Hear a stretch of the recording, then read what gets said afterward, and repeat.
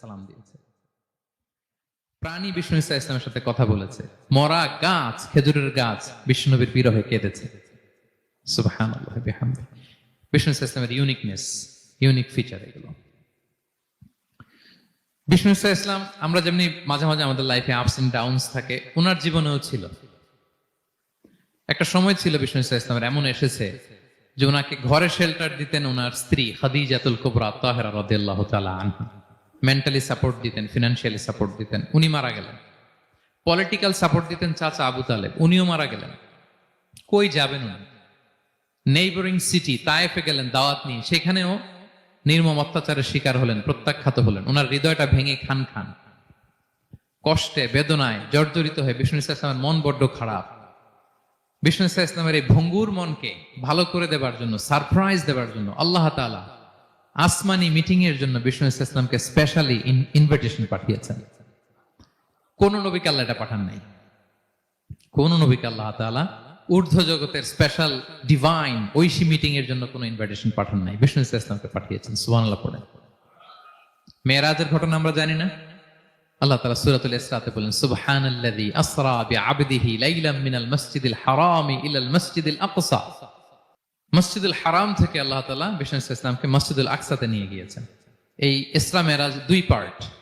প্রথমে এটা শুরু হয়েছে মক্কা থেকে, মসজিদুল হারাম থেকে মসজিদুল আকসা পর্যন্ত। মসজিদুল আকসায় উনি একটা স্টেশন দিয়েছেন। তারপর ওখান থেকে ঊর্ধ্ব জগতের কাহিনী শুরু হয়েছে। আল্লাহ তাআলার স্পেশাল কিছু নিদর্শন দেখানোর জন্য, বিষ্ণু ইসলামকে সান্ত্বনা দেবার জন্য, ওনার মন ভালো করে দেওয়ার জন্য আসমানে ইনভিটেশন পাঠিয়েছেন। আল্লাহু আকবার। কোন নবীকে আল্লাহ তাআলা এই মর্তবা দেন নাই, বিষ্ণু ইসা ইসলামকে দিয়েছেন। ইউনিক ফিচার, কেউ পাননি এটা। এবং এই যে বললাম, তিনি মক্কা থেকে প্যালেস্টাইনে একটা স্টেশন দিয়েছেন, মসজিদুল আকসায় স্টেশন দিয়েছিলেন। তো তিনি বললেন, আমি যখন মসজিদুল আকসায় ঢুকলাম, দেখি সব নবীরা আমার জন্য অপেক্ষা করতেছে। সকল নবীর, আমার আগে যত নবীরা এসেছিল সব নবীর অপেক্ষা করতেছে। ফাহানাতিস সালাহ, নামাজের ওয়াক্ত হলো। ফাআমামতুহুম, এই সব নবীদেরকে নিয়ে আমি নামাজের ইমামতি করেছি।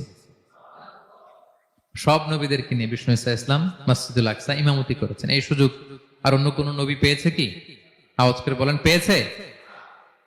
ইউনিক ফিচার বিষ্ণু ইসা ইসলামের। মেরাজ গিয়েছেন, ইউনিক ফিচার। সবাইকে নিয়ে ইমামতি করেছেন, ইউনিক ফিচার। বিষ্ণু ইসা ইসলামের আরেকটা ইউনিক ফিচার হচ্ছে, উনি ঘুমালে ওনার অজু ভাঙতো না। অজু অবস্থায় ঘুমাইলে আবার যদি নামাজ পড়তে চাই, পড়া যাবে? কি করতে হবে? অজু করতে হবে। কিন্তু বিষ্ণু ইসা ইসলাম ঘুমালে অজু ভাঙতো না। বিষ্ণু ইসা ইসলাম বলতেন, ইন্না আইনাইয়া তানামান ওয়ালা ইয়ানামু কলবি, আমার চোখ ঘুমায় কিন্তু আমার অন্তর ঘুমায় না। সর্বাবস্থায়, জাগ্রত অবস্থায়, ঘুমন্ত অবস্থায় বিষ্ণু ইসা ইসলামের হৃদয় আল্লাহর জিকিরে ব্যস্ত থাকতো। ইবনে আব্বাস রাদিয়াল্লাহু তাআলা আনহু তিনি বর্ণনা করেন, তিনি বলেন, আমি একবার আমার খালার বাড়িতে রাতে ঘুমাতে গিয়েছিলাম। ছোট মানুষ তখন ইবনে আব্বাস। রাসূল সাল্লাল্লাহু আলাইহি ওয়াসাল্লাম ওনার খালু, আবার রাসূল সাল্লাল্লাহু আলাইহি ওয়াসাল্লাম কাজিন, চাচাতো ভাই, অনেক সম্পর্ক, বয়সে ছোট। বলেন যে রাতে আমার খালা মাইমুনা, রাসূল সাল্লাল্লাহু আলাইহি ওয়াসাল্লামের একজন স্ত্রী, আমাদের আম্মাজান মাইমুনা বিনতুল হারিসের বাড়িতে আমি ঘুমাতে গেলাম। আমি ফলো করতাম নবী কি করতেন। তো দেখলাম মাঝরাতে তিনি উঠলেন, উঠে তাহাজ্জুদের নামাজ পড়লেন। কি বললেন? তাহাজ্জুদ পড়লেন। পরে বিষ্ণু সাল্লাল্লাহু আলাইহি ওয়াসাল্লাম একটু ঘুমালেন। এমন ঘুম, হাত্তা সামি'তু গতীতাহ, ঘুমালে গভীর ঘুমের কারণে শ্বাস প্রশ্বাসের একটা মৃদু শব্দ হয় না বাতাসের? দেখেন কত চমৎকার পর্যবেক্ষণ করতেন তিনি। ইবনে আব্বাস বলেন, হাত্তা সামি'তু গতীতা সাউতি, তার ঘুমের কারণে শ্বাস প্রশ্বাসের যে আওয়াজ, শ্বাস আসতেছে বের হচ্ছে, এটাও আমি কানে শুনতে পেলাম। মানে ভারী ঘুম। তার মানে কি? ভারী ঘুম। তারপর দেখলাম বেলাল ফজরের আজান দিল, বিষ্ণু সাল্লাল্লাহু আলাইহি ওয়াসাল্লাম ঘুম থেকে উঠে আবার নতুন করে ওযু না করে যে ফজরের নামাজ পড়লেন। কেন? কারণ উনি আমাদের মতো ঘুমালে অজু ভাঙতো না। Uniqueness, unique feature of prophet Muhammad সাল্লাল্লাহু আলাইহি ওয়াসাল্লাম, উনি ঘুমালে অজু ভাঙতো না। বিষ্ণু সাল্লাল্লাহু আলাইহি ওয়াসাল্লামের আরেকটা ইউনিক ফিচার হচ্ছে, তিনি যখন নামাজে দাঁড়াতেন, তিনি সামনে যেমনি দেখতে পেতেন, পিছনেও তেমনি দেখতে পেতেন। সুবহানাল্লাহ। আপনি দেখেন পিছনে?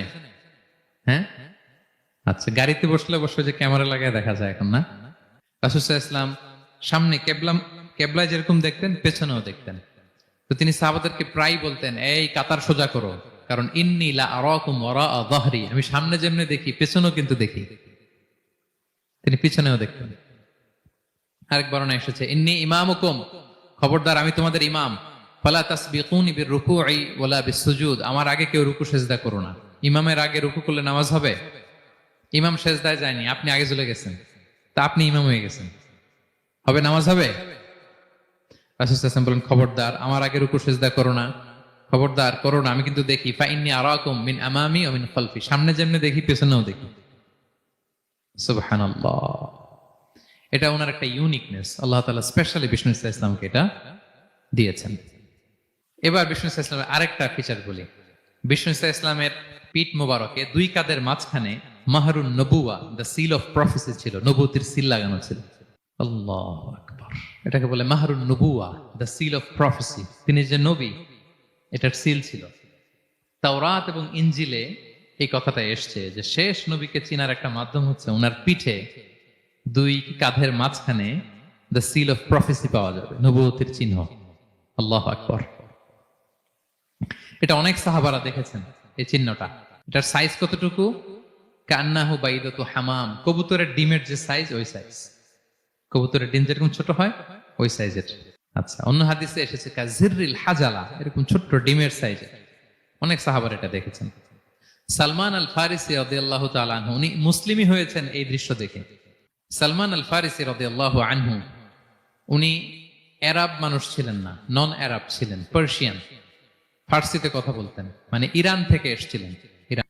উনি প্রথমে অগ্নি উপাসক ছিলেন। কি ছিলেন?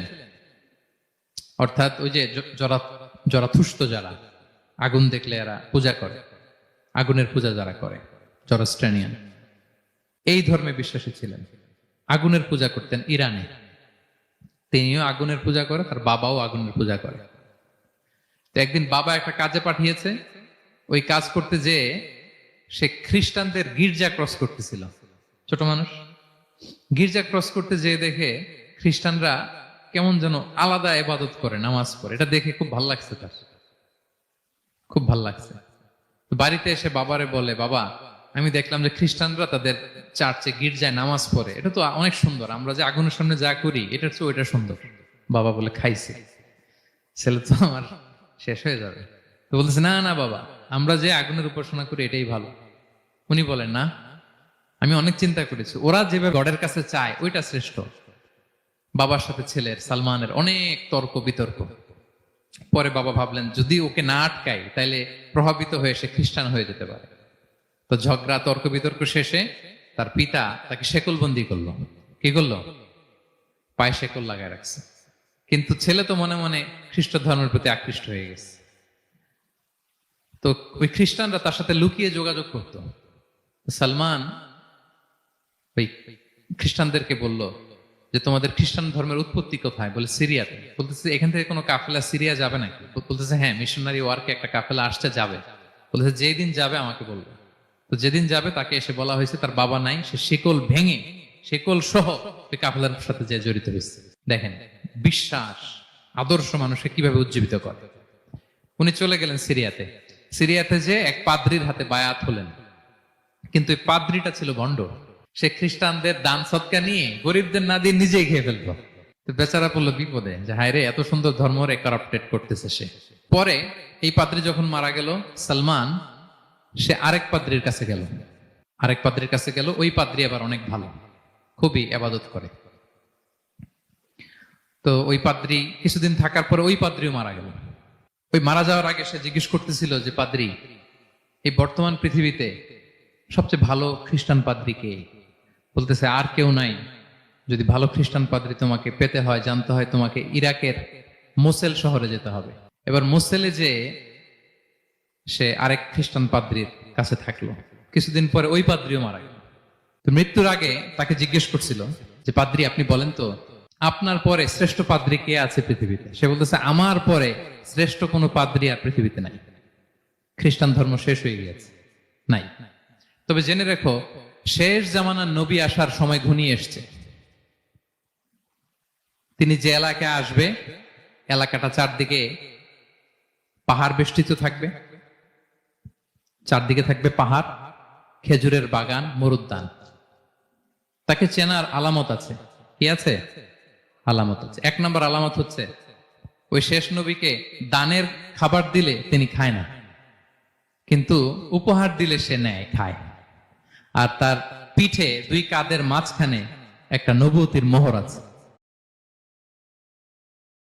Mình ngồi đi chào tin